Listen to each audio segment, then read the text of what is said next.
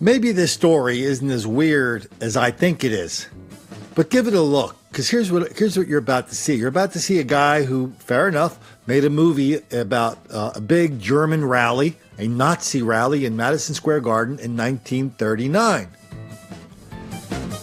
But then he brings it up to the present, and he says, hey, this reminds me of what's happening today. And then the reporters start flashing on all these attacks against Jewish people in the Bronx. All the attacks they focus on are black on Jewish violence, an epidemic of which we're in the middle of right now. There are no white supremacists roaming the Jewish neighborhoods of America, terrorizing Jewish people. No, that's a black thing. It was February 1939, and a pro-American rally was taking place at Madison Square Garden. But the scene that plays out inside feels like it should have been worlds away.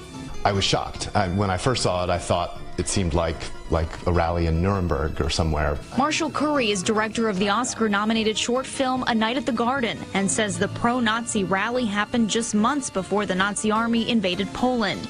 Even though this was decades ago, sadly, it resonates today. It seems like we're having an uptick in anti-Semitic attacks and hate crimes in general, and it was important to remind people that this was a part of our history. In New York, hate crimes have doubled over last year. Of those, 8 anti-Semitic hate crimes took place in the first 3 weeks of 2018 compared to 15 this year, several in Crown Heights. This unprovoked attack took place January 16th on Kingston Avenue. 22-year-old Mendel Super was also attacked in that same area Wednesday morning. I just felt so helpless, lying on the ground there with nothing that I could do. It was the scariest experience of my life. He was on the phone with his dad just after midnight when he was blindsided. I just got punched, and really what I can remember is I'm just laying on the ground, my glasses are mangled, my yarmulke's in the gutter. Just 15 minutes after that incident, police say another Jewish man was attacked here less than a block away, but this time it was caught by surveillance cameras. In the video, the 51-year-old victim is shoved to the ground, kicked and punched by 3 suspects. This incident said to be connected to the first, and police have charged 2 of the arrested suspects with hate crimes. Intolerance like this never far from our past or present. And I feel like as a country we need to say that's not okay, and understanding our history is an important part of doing that. So journalism, they say, is the first draft of history. Well, this guy didn't get his first draft right. Please, sir, I want some more.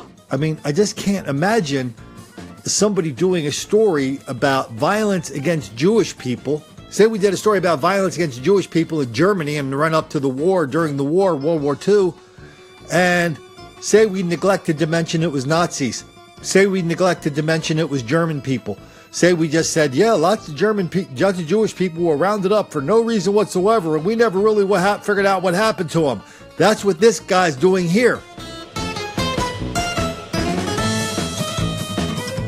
Man, it turns out that even for historians, even for filmmakers recovering old ground that everybody already knows about, even they're constrained by the one rule for all filmmakers all the time, everywhere, which is do not make the black kids angry.